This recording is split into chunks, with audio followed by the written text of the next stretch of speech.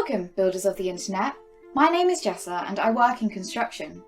So the past couple of months have been pretty interesting for me because I've been in the process of buying a house. I haven't quite got the keys ready to move in yet, so I don't want to jinx anything, but hopefully in the next few months I'll have access to my first home, which is very exciting. So today I thought I would talk about saving money, getting a mortgage, affordability, and house hunting.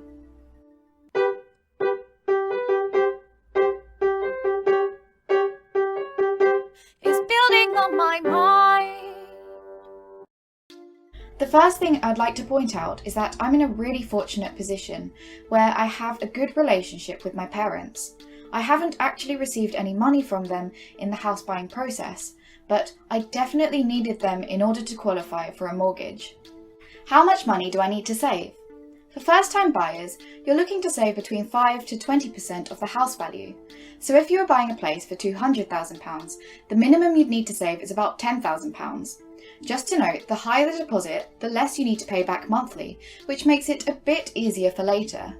I think it's definitely worth still trying to have some money as a reserve, in case some part of the house needs repairs, or if you want to repaint or decorate the place, and you will need a few £1,000s for solicitors and fees and stuff as well. I found that living with my parents is so much cheaper than when I was living on my own. So if you get on with your family, this is probably the best way I would recommend to save as much money as possible. How much money do I need to earn? From personal experience, I think the best way to make a decent living at 20 is by working full-time after you leave school, say with a full-time job or an apprenticeship. As of 2021, mortgage lenders will typically give you up to 4.5 times your income, which I think for most people it's pretty much near impossible to get a house with just one person's salary. In the UK, the average house costs £256,000, so if you put down a 10% deposit for a house of this value, you would need to get a mortgage for about £230,000. Divide this by 4.5 and this equates to a minimum salary of £51,000 or so a year if you want to afford this average place, which is approaching double the average salary in the UK. If you're in London as well, the average house price is £500,000, so hopefully you can start to see how daunting it is, and to be honest, how slightly unrealistic it seems to be able to buy a house on your own. That's definitely not to say it's impossible, and I think generally you'll find that house prices are cheaper the further up north you go, but if you're in the south or around London like myself, there are some slightly more attainable options. With all of the options, it helps to have a good credit score, which you can improve by getting a credit card and basically spending hardly any money on it per month. As long as you pay back any money you spend on time, it should increase your score. What type of mortgage should I get? In terms of house buying options, there are government help schemes such as Help to Buy or shared ownership, which I might go through in another video, but for today I'll just talk about the type of mortgage that I used in order to qualify, which is the joint borrower sole proprietor mortgage. Essentially, this is a mortgage which will consider both yours and another person's income. This is usually a family member, so in my case, the mortgage people looked at both mine and my dad's income combined in order to accept my application. This explains the joint borrower part of the name, where we're both jointly considered for the amount that we want to borrow. This sole proprietor part of the name basically means only one person's name will be put on the deeds of the house. Essentially, I'm the only owner of the property, but my dad is there as a guarantor kind of figure. This is in case I was unable to fulfill one of my payments for whatever reason. The great thing about this mortgage is if you're a first-time buyer and you have these types of bank accounts called Help to Buy or Lifetime ISAs, you can get 25% government bonus on your savings. So if you save £10,000, the government will give you £2,500. I also think it's worth mentioning that for the JBSP mortgage, the length of the mortgage will depend on the age of the oldest applicant.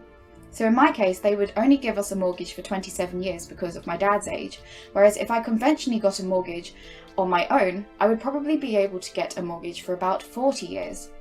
This is important to consider because the longer your mortgage is, the lower the monthly payments are. How much can I afford? I've had a financial advisor throughout the process of house buying to help me understand what was affordable. I found this to be pretty helpful in the process, and it's only cost a few £100s, so I would probably recommend getting one as well. Anyways, with my dad's income being considered for the mortgage, I could get a more expensive place, but I needed to have an understanding of how much I could actually afford per month. With houses, you also have to consider prices for your services, utilities, Wi-Fi, and any other living expenses.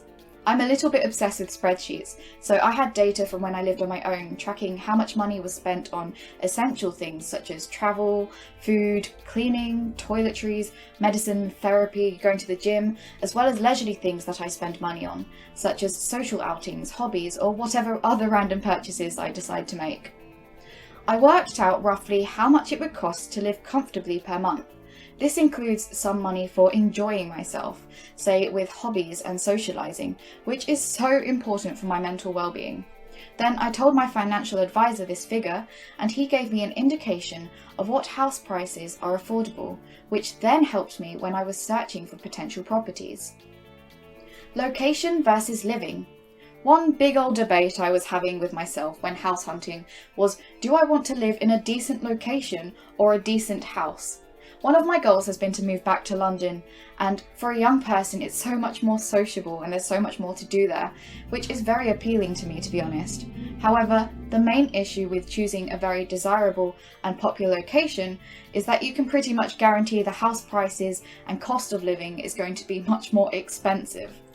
Recently I found that just a pint in some parts of London could cost you about £7, compared to some student towns where it would only cost you like £2 or something. So yeah, some areas of London are absolutely extortionate. Any affordable place in London was likely going to be in kind of a dodgy area where I would have felt pretty unsafe, and the chances are it would have been in a tiny studio apartment with barely any space too. So it's definitely worth considering if this standard of living will affect your quality of life too much. Especially following the pandemic, I think people have found it much more important to make sure that you have some outdoor space, say a garden or a balcony, or nearby amenity areas such as parks or countrysides that you can go for walks in. And with working from home becoming the norm, it seems that many people are spending more and more time in their houses or apartments. So if you're buying a house, you really have to think about if the space in there is suitable and healthy for you. Say, if you want there to be established boundaries and separate spaces for your home and work life. In my case, I decided to get a place where you can easily commute and travel into London, but there's also a garden, a spare bedroom where I can put all my creative stuff, and good living space, so this option definitely suits me so much better. I feel like most people have to make compromises like I did in terms of the location and maybe the condition the house is in, but it's just so important to choose an option that works for you. Thanks for watching this video. There is so much that I can talk about with house buying and house hunting stuff, which I'll cover in other videos, so if you have any questions or advice for me as I start to have actual responsibilities living as a proper adult, feel free to leave a comment or contact me on social media. Also, whilst you're at it, please like, subscribe, turn your notifications on and all that good stuff. But that's all I have to say for now. I hope it helped build on your mind. Thanks for watching this channel, it's building on my mind. Check out my other videos, but first hit the bell and comment, like, subscribe. Please, it really helps with you.